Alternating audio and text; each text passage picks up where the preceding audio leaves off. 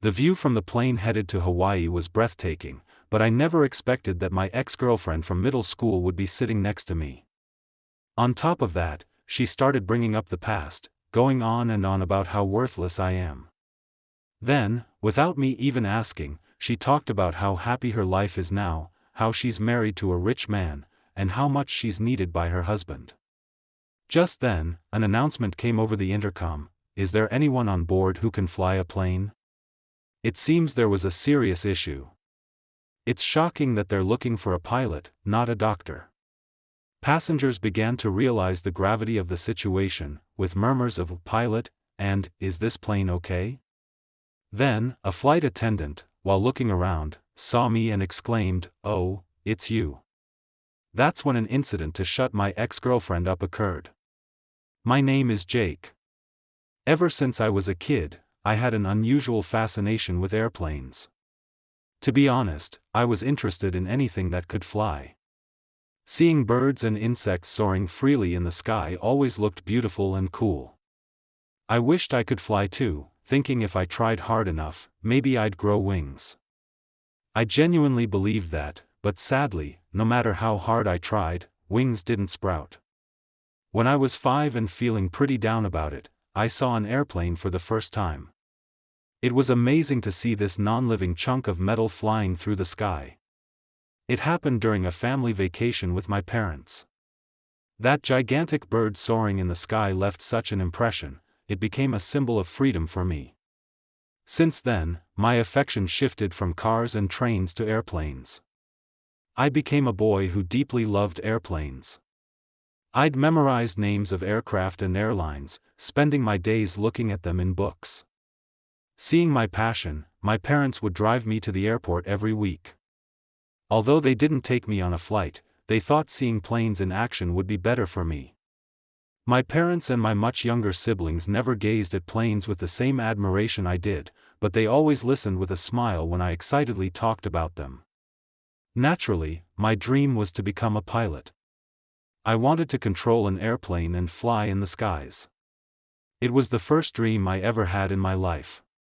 Even now, I think it's a bit unusual for a kid to have such a realistic dream from the get-go. My dad would say, to become a pilot, you have to study hard, and I was a bright student for my age.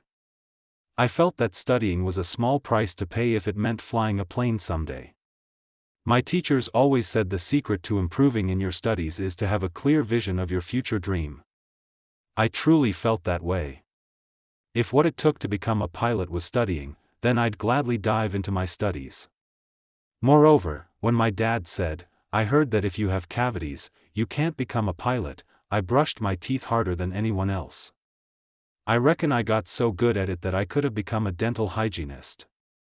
Mind you, it's not true for all pilots that having cavities is a deal breaker, only those flying certain fighter jets can't have them due to the effects of air pressure. If someone said that you need to be physically fit to be a pilot, then I'd double down on weight training and exercise.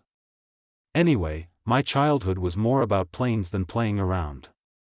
Once I reached middle school, I began seriously considering my path towards becoming a pilot.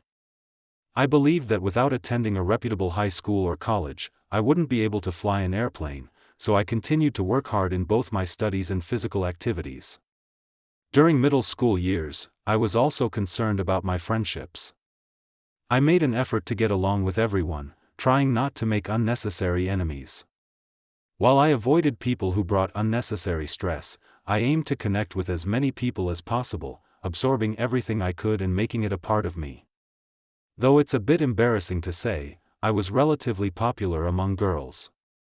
Getting attention from girls became more frequent, and honestly, it felt good.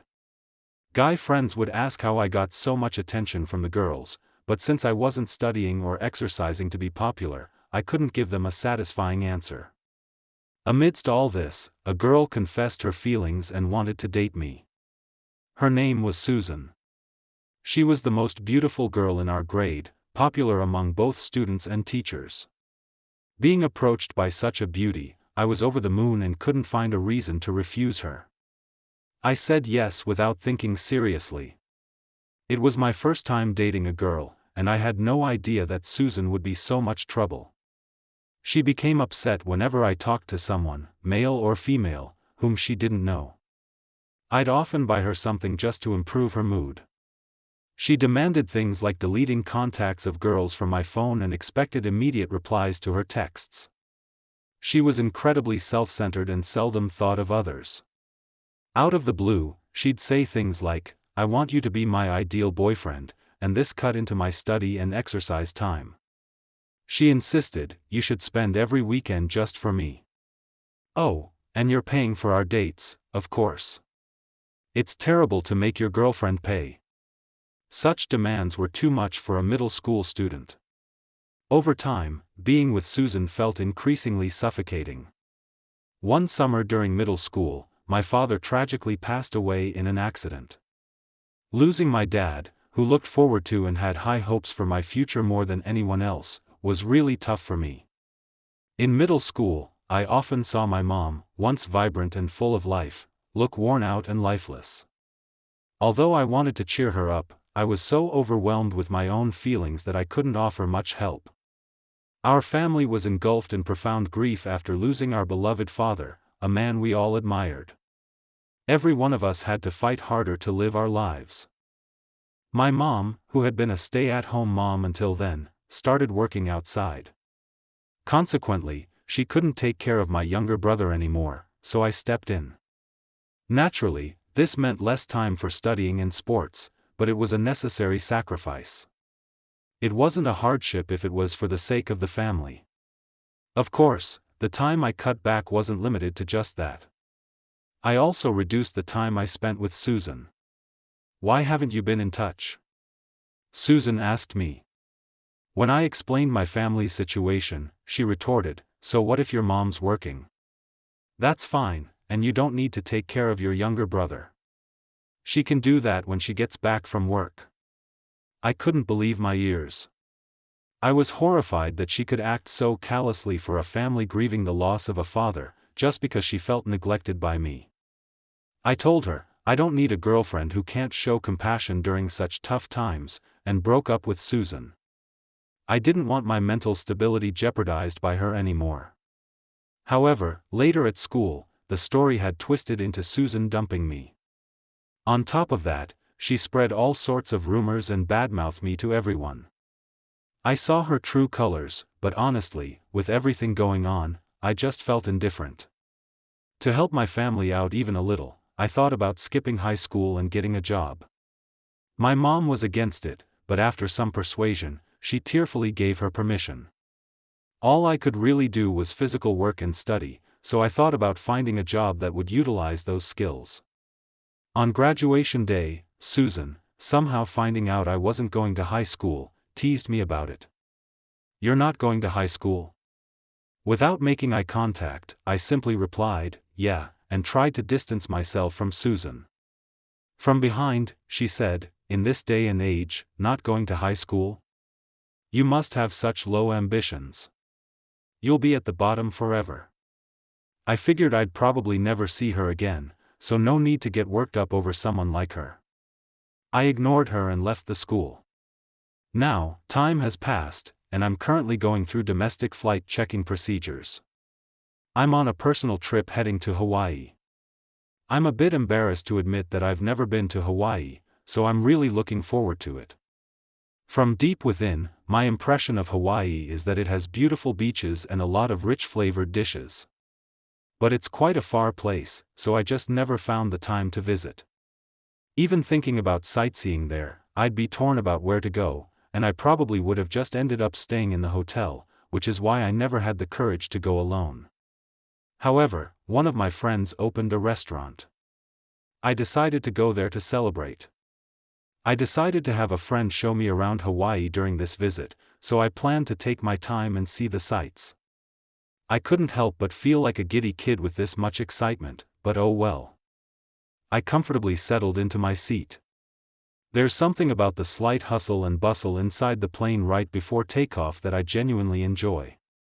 I placed my carry-on under the seat and found myself gazing out the window, lost in the view outside. Even before taking off, the view from this window offered sights that you just can't see anywhere else, and I'm already a little thrilled. I must say, I snagged one of the best seats, located a bit away from the wing. I had a clear, unobstructed view. It was just awesome. With a little time before takeoff, I let my imagination wander, picturing the breathtaking views above the clouds. The plane I'm on was pretty much full, almost packed to capacity, yet nobody was sitting next to me. I wondered if no one booked the seat or maybe they were running late. Either way, I had mixed feelings. Considering how crowded it is, I felt a bit guilty enjoying this extra space all to myself. For now, I decided to just gaze out the window and ride out this awkward moment. Bang! There was a loud sound as someone hurriedly took the seat next to me. This last-minute passenger, with her belongings, even after sitting down, bumped their elbow into me, yet not a single "sorry" came out of her mouth. On top of that, she reeked of strong perfume and cosmetics. I hadn't encountered someone this inconsiderate since middle school. She reminded me of unpleasant people. Catching a faint reflection of the adjacent seat on the window glass, I noticed something dark over her eyes, probably some sunglasses. That's all I could discern. However, wearing sunglasses on a plane struck me as rather snooty, might be a bit judgmental, though. After some fidgeting, the classless passenger next to me sneaked a glance at my face. I inadvertently responded by looking back. I regretted it instantly. Though she was heavily made up and looked quite flashy, I had seen her before, someone I'd rather forget. Well, if it isn't little dropout boy. How you been? I felt a chill as I wondered if my journey, which was already taking a bad turn, would continue this way, taking off under stormy skies, if I do say so myself. That was a pretty apt comparison. Seeing my silence, she said, "Forgot about me? Surely you haven't forgotten how I dumped you," and took off her sunglasses. It was indeed Susan from middle school, whom I dated. Her face remained strikingly beautiful, but it's clear from her first words that her attitude hasn't changed one bit. Hasn't it been since graduation? Long time no see. Never thought I'd run into you here, of all places. Flying in planes for a dropout like you? How bold. Oh, or maybe you're off to join a tuna fishing boat. Looks like her attitude is unchanged. Good to see she's well. Susan, ever the chatterbox with her sarcastic remarks, she's so adept at belittling people that it seems she forgets to breathe, firing off insults at me one after another. Truly a piece of work, that woman. I simply replied, just a vacation, and focused on the view outside, wanting to minimize any further interaction with her.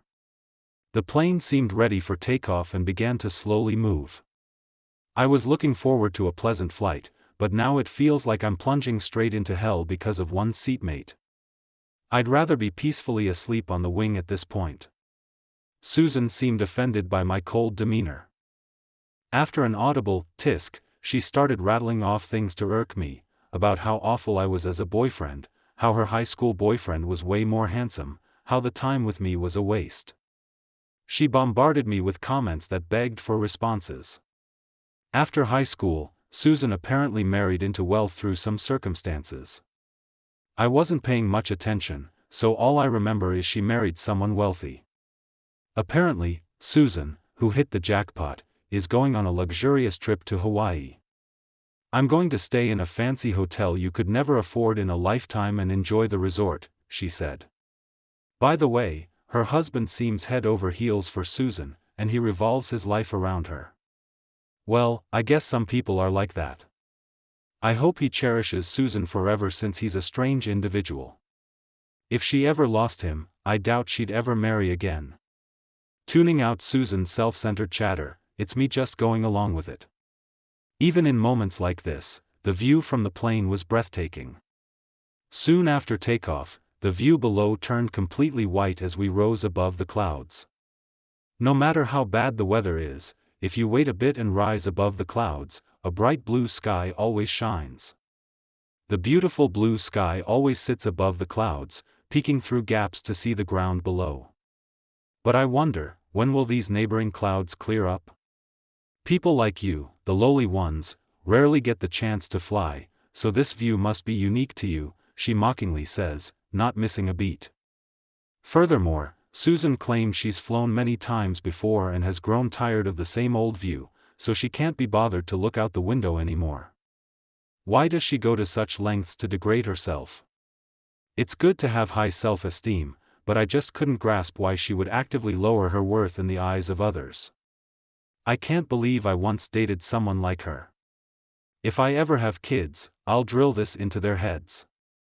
It's just too bad to have a blotch on one's life as early as middle school. Honestly, I find it hard to believe that just because you've flown many times, you'd get tired of the view outside. The scenery shows a different face depending on the day and time, so you'll never truly see the same view twice. Seems like such a waste to me. It was while she was passionately going on about how amazing she is. Is there a doctor on board? Came the announcement. It's a line you often hear in TV shows, but this was the first time I've heard it in real life. I wondered if someone's fallen ill and needs medical attention. I was worried, but there wasn't anything I could do. I decided to wait quietly, but the airhead next to me had a different idea. Wait, what's going on? It's like something straight out of a drama. What's got this woman so riled up? Such behavior, especially when someone on board might be seriously ill and in need of a doctor. I knew it, she definitely has a few screws missing. With those thoughts, as I scanned the plane, another announcement came through: is there anyone on board who can pilot this plane? Even I was taken aback by that one. When the announcement was made that a doctor was needed, passengers were a bit restless, not as much as Susan, though. But when they called for a pilot, the cabin truly erupted in commotion. Is this plane even okay with the pilot like this? And does the pilot need a doctor? Voices calling for the flight attendants could be heard throughout the cabin. It's understandable, first needing a doctor and then the pilot. Something must have happened to him. Susan's face grew increasingly pale, and she began to panic. What the heck? Is this plane going to crash or what? Why does she say something unnecessary? Mentioning a crash in a situation like this could cause a full-blown panic in the cabin. That's why I dislike people who can't read the room. Unsurprisingly, a flight attendant hurried over to Susan, who was loudly using the word crash. Ma'am, nothing of the sort will happen. Please wait in your seat. Susan was arguing with the flight attendant, but the attendant skillfully urged her to sit back down. Then the flight attendant looked at me. Are you, by any chance, Jake? I locked eyes with her and asked, oh, is it that serious? Oh, thank goodness you are here. I'm truly sorry to ask, but can you help? I see, it must be a big deal, considering she's gone this far. Maybe what Susan said isn't entirely wrong. I nodded in agreement and stood up from my seat. What are you doing? If you're just going to be in the way, better sit here and shake in your boots. The pathetic one here is you, Susan said. I almost snapped back but managed to hold my tongue. The flight attendant asked, is she with you? To which I firmly denied. Just an old acquaintance. We just happened to sit next to each other, nothing more. She's no relation to me, I explained. I wanted to head to the cockpit right away, but Susan gripped my arm tightly and wouldn't let go. Where do you think you're going in this situation? Even though I asked her to let go, Susan showed no intention of doing so. I was wondering what to do when the flight attendant intervened. Ma'am, I apologize for the inconvenience, but Jake is one of our pilots. There's an urgent matter he needs to attend to. Saying that, she exerted a polite yet forceful pressure to detach Susan's hand. You're the pilot? Susan said, eyes wide in surprise. I replied with a simple, yes, and headed to the cockpit. Around the cockpit, a group of flight attendants had gathered and were visibly alarmed. I learned that both the captain and the co-pilot were showing symptoms of food poisoning. By chance, there was a doctor on board who was examining the two. However, they showed no signs of recovery, and their symptoms were getting worse. Therefore, It became clear that piloting the plane under these conditions would be challenging, leading to an urgent announcement from the cockpit. Acute gastroenteritis can strike out of the blue, so perhaps it was unavoidable, but for both of them to get gastroenteritis? That's either incredibly bad luck or a miracle. The odds seem pretty low. Many familiar faces were around the cockpit, and when they saw me, they said, "Wow, how lucky that Jake was on board too." Both pilots having gastroenteritis, a doctor happening to be on that plane, and even a pilot being present, it feels like I've used up a lifetime's worth of luck just on these astronomical odds. According to the doctor, the co-pilot's symptoms seemed milder than the captain's, but he was just barely able to hold a conversation. However, he seemed really rough with sweat on his brow. I managed to get in touch with the control tower and took my seat in the cockpit. The tension and excitement never get old. Having passengers on board brought immense pressure upon me. When I first started flying, the thought of having the lives of passengers in my hands made me so nervous I felt like throwing up. But at the same time, there was a breathtaking view that only pilots get to see, a beautiful scene that passengers can't quite experience from the cabin. The warm rays of the sun lit up the surroundings, even the thick clouds below looked like a beautiful backdrop. That sense of exhilaration only a pilot feels always filled my heart. I often wonder if some kind of hormone is flooding my brain. Being here is pure joy, well, for me at least. I once mentioned this to a flight attendant and was immediately dismissed as weird. I feel bad for Susan, she never experienced such a sight and still got tired of it. The plane landed safely in Hawaii, ensuring the safety of all passengers and crew on board. Immediately after that, the captain and the co-pilot headed to the hospital. The doctor who had been attending to them said, "I'm glad you were there. If I was alone, everyone would have ended up in the hospital. Just those two going is enough," chuckling and stroking his beard. What an inappropriate thing for a doctor to say, but well, he's probably trying to show his appreciation in his own way. Even though the landing was safe, from the company's perspective, it's still a big deal. As a result, after arriving in Hawaii, paperwork and reports took so long that I was only free by sunset. As initially planned, I headed straight to my friend's new shop at top speed. Of course, I drove safely. The store was already bustling with many customers. My friend and the owner, Bob, saw me and immediately burst into a wide grin, exclaiming, "Glad you could make it," and giving me a hearty pat on the back. "I heard you had quite the day steering a passenger plane on the fly. Where did he get that info?" I didn't feel like bragging, so I hadn't intended to talk about it, but if he already knew, I guess I should explain. The forceful pat from the muscular Bob left my back tingling. Rubbing the sore spot, I sat down and recounted the day's events. "That's an incredible story. Can't believe it's been 5 years since you retired." "Time flies," Bob laughed. "Indeed, the passing of 5 years does make me feel the cruel march of time." "Are you a friend of the owner?" a gentle voice inquired from behind me. Turning around, a distinguished-looking gentleman was smiling at me. Next to him was, excuse me, Susan. Bob replied to the gentleman with a smile, "It seems he's a regular at this place. He was my buddy back in the service days. This guy was top-notch, you know. He was stationed at the Langley Air Force Base with the 4th Air Wing, 11th Flight Squadron," he explained thoroughly. I thought the gentleman wouldn't understand such detailed information, but his eyes lit up as he exclaimed, "Wait, you mean the Blue Angels?" Turns out, he had once dreamed of becoming a pilot. However, due to an accident when he was a child, he almost lost vision in his right eye and had to reluctantly give up that dream. Same as me, to remember names of aircraft, airline companies, and even military divisions, this guy must be a serious aviation enthusiast. It had been a while since I'd met someone so passionate about planes, so I couldn't help but chat admittedly with him.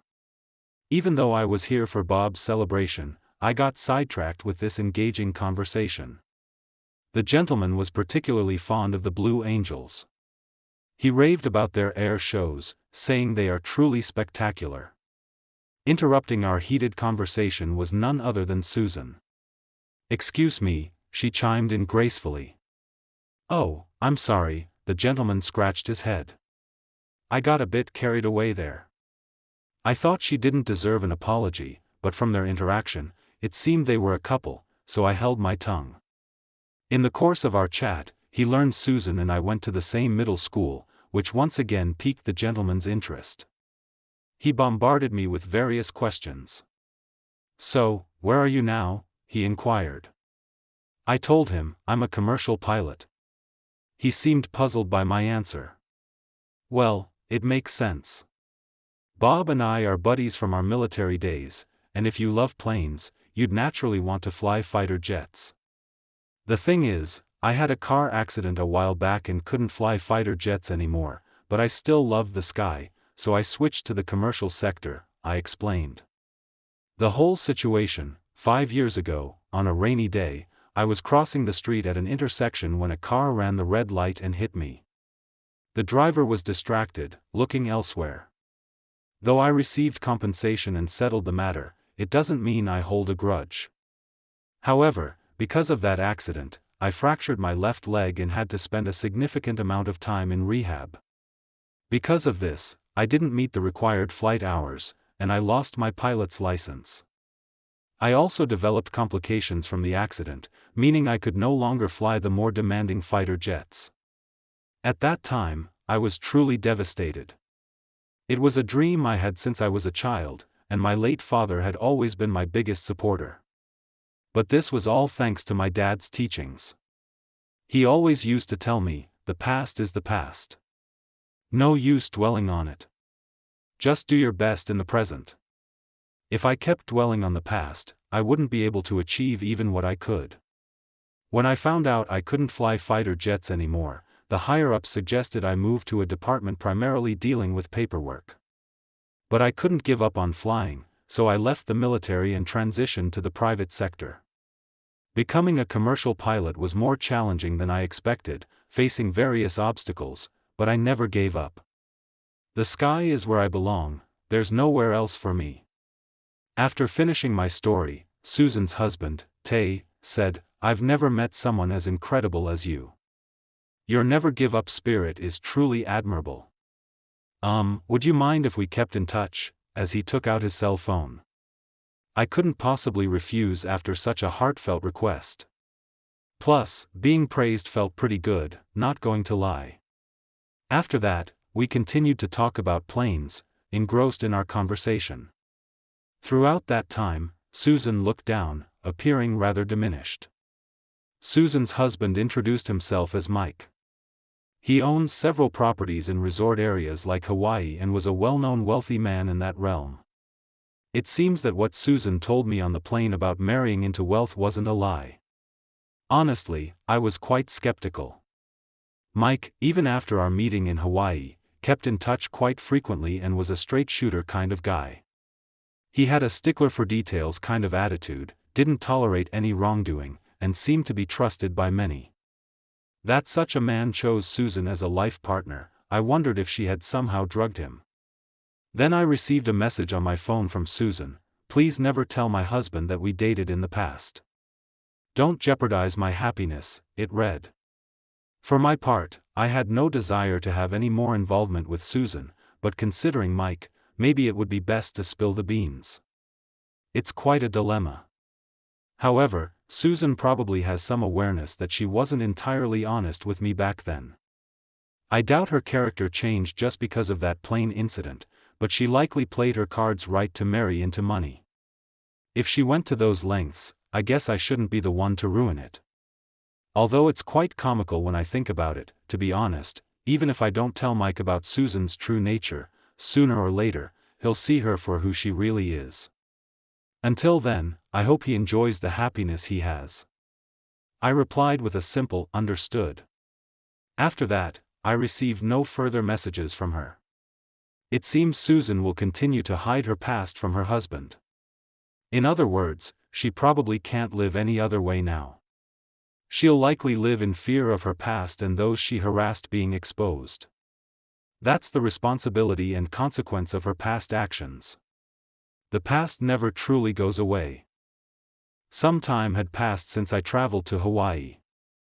I happened to bump into Mike at the airport, but the Mike I saw there looked considerably thinner and appeared quite worn out. When I spoke to him, he said that he and his wife Susan had divorced some time after the incident in Hawaii. A friend of Susan's visited their home. Due to work commitments, Mike was at home. Thinking not to disturb the two, he was working on his computer in a room next to the guest room. The visiting friend was from Susan's middle school days, and they spoke so loudly that Mike couldn't help but overhear. In between crude laughter, they mentioned people, probably classmates from middle school, using derogatory nicknames. It turned out I was one of them. Hearing Susan and her friend laughing about men with money being the best, Mike lost his temper. He stormed out of his study and yelled at them to get out right now. He tossed both Susan and her friend out of the house and didn't let them in that day.